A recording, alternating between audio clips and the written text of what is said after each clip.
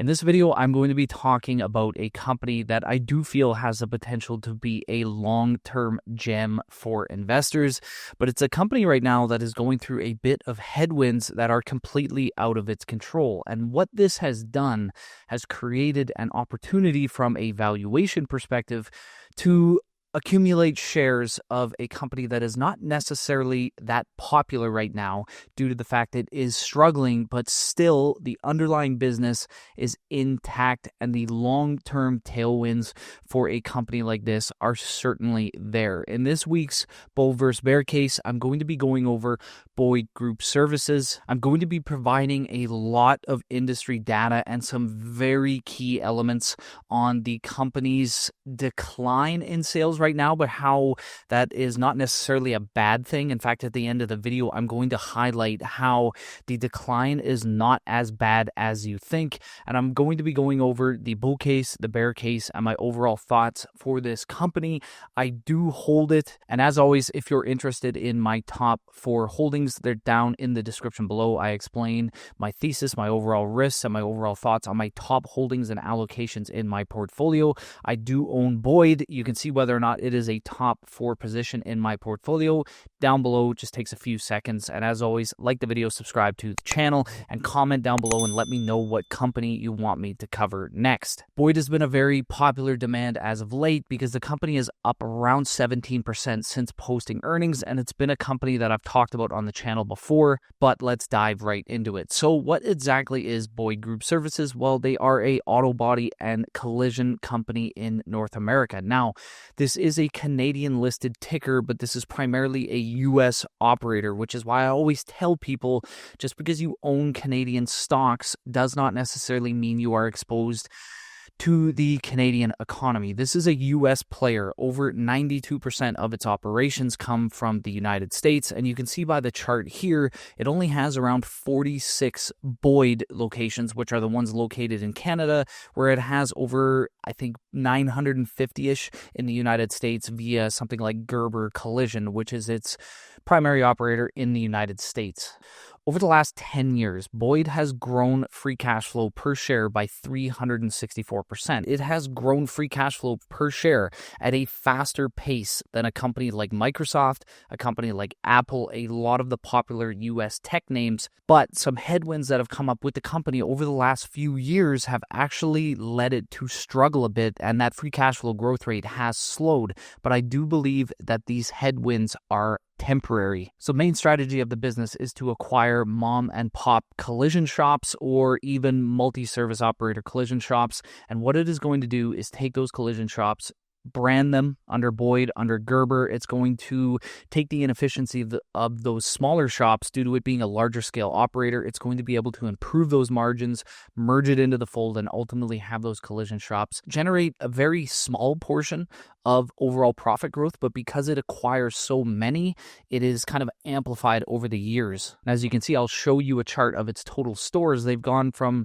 200 about 10 years ago to over 1,000 today. They've compounded their shops at a 13% annual growth rate. So this kind of small ball acquisition strategy makes sure they aren't dumping a ton of money into a single acquisition, which presents a lot of integration risks, synergies, things like that.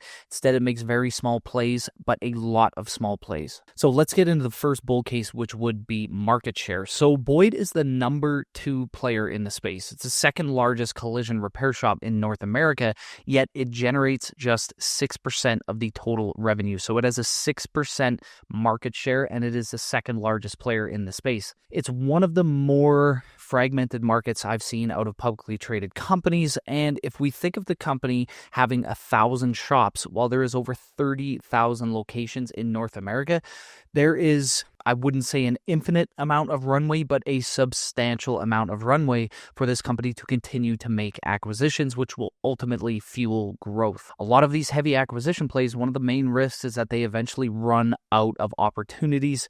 I do not see that being the case with Boyd for a very long time. The second bull case would be the revenue generation. This company generates 95% of its revenue from insurance companies. So these are not individual clients that are coming to get their vehicles repaired, paying out of their their own pocket. These are large-scale insurance companies that are filing claims and repairing vehicles based off accidents. And accidents happen regardless of the economy. Whether we're in a recession or an economic boom, the accidents on the road will continue to happen. And ultimately, those insurance companies will continue to send claims to Boyd to get repaired. This kind of makes the company immune to economic cycles for the most part. And I say for the most part, I'm going to mention some of the issues it's going through in the bear case, but generally the company's revenue stream from these insurance companies will be very, very consistent. So third bull case would be simply the strategy among Americans to keep older vehicles for longer. And the primary reason for this is the skyrocketing cost of new vehicles in North America.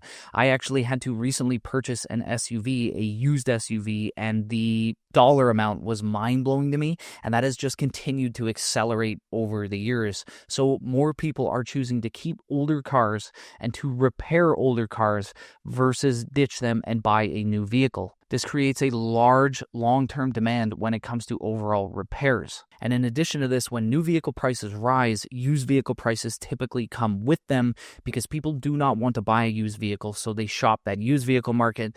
The more people shopping that used vehicle market, the more pent-up demand there is for vehicles and the more the prices rise. And ultimately, when used vehicle prices rise, this drives up the amount of repairable claims insurance companies need to make versus complete write-offs. Now, the fourth bull case, and I'll briefly touch on this, is valuation. If we look to this chart, we can see that the company's 10-year median average in terms of price to operating free cash flow is 15x. We can look to its 5-year average of 14x, and we can look to what the company is trading at right now, 11.3x. This is a double-digit discount to its historical valuations, and the primary reason for this is what I'm going to get into in the bear case, is a lot of headwinds that are hitting the company right now, ones that I do not believe are permanent. If these headwinds are not permanent, it is obviously not guaranteed, but there is a chance that this company could revert back to that historical valuation, which would mean there is a reasonable amount of upside here in terms of price. So the bear case for this company would obviously be the advancement in vehicles. There is a lot more safety into new vehicles than there was a while ago. And these new safety options in vehicles will ultimately reduce collisions, not by a gigantic amount, but they do estimate it could reduce them by 1 to 2% annually. So ultimately, the fewer collisions that Boyd is exposed to, the less repairable claims it will have. Now, on the flip side, this could end up being a bit of a tailwind in a way, because the cost to replace these safety mechanisms on new vehicles is absurd.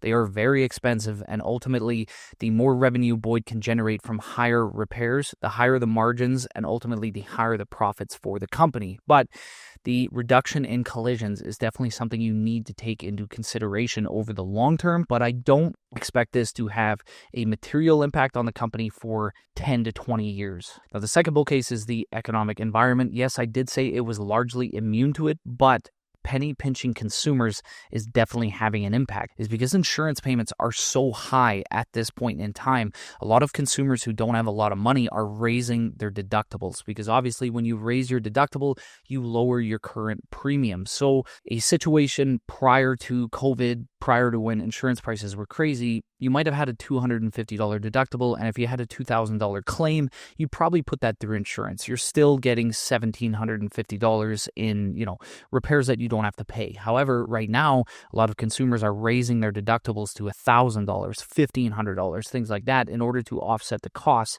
And ultimately, if you have a $2,000 repair and even a $1,000 deductible, it's probably not going to be worth going through insurance. So you're probably not going to repair that relatively small repair because of your high deductible. Now, on the flip side, Boyd in its recent quarter said it is seeing a reduction in this type of activity. Not only are insurance premiums kind of stabilizing, but deductibles are also going on the lower end as well. So I do believe this headwind is temporary, but it's definitely something that's causing a drag on the business right now. Now, the third would be heightened competition for repair shops. The market has realized that this is a heavily fragmented industry, and there's a lot more players in the space.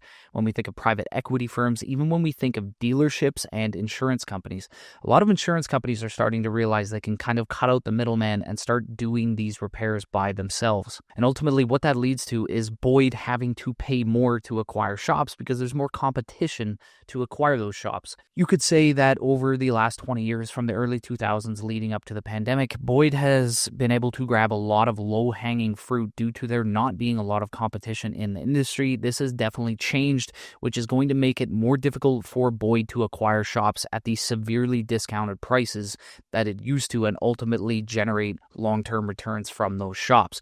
But the management team has kind of highlighted it is very good at doing this. Obviously, a 20-year period of absolutely crushing it. So I do have a bit of confidence they're going to be able to do it in a relatively tougher environment. So my overall thoughts on the company, I'm a big fan of Boyd. It's one that I've been acquiring over the years at discounted prices because, again, I believe a lot of these headwinds are temporary. This is a heavily fragmented market.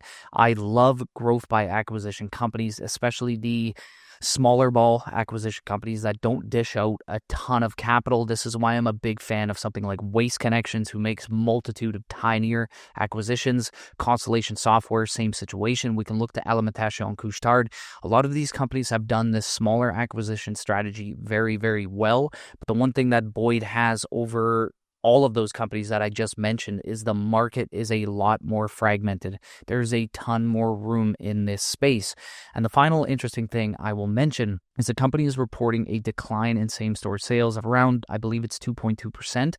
But the interesting thing here is the industry is declining at 8%. So Boyd is well ahead of this decline, which kind of leads me to believe it is gathering market share. It is gaining market share, which in turn could lead to outsized results in the future when same-store sales activity actually picks up.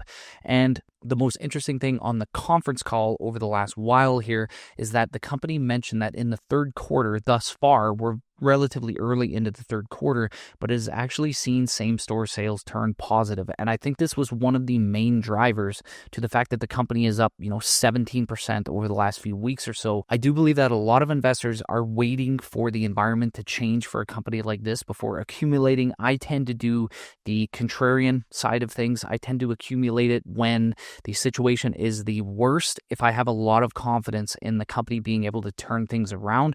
And with Boyd, I do have a lot of confidence. So everybody, I hope you liked the video. I know this one would have went on for a lot longer than 5 minutes, but I'm finding it a bit more value to make these a little bit longer, but not too long, because I can get a little bit more in-depth with the company while not going too in-depth. If you like this format, head down below, comment, let me know what you think. And as always, head down below, grab my top 4 holdings, see if Boyd is a top 4 holding in there, because I have been accumulating this company for the better part of 2-3 years now. And remember to like the video, subscribe to the channel, comment down below, let me know what company you want me to go over next. And as always, stay tuned for more great investing content.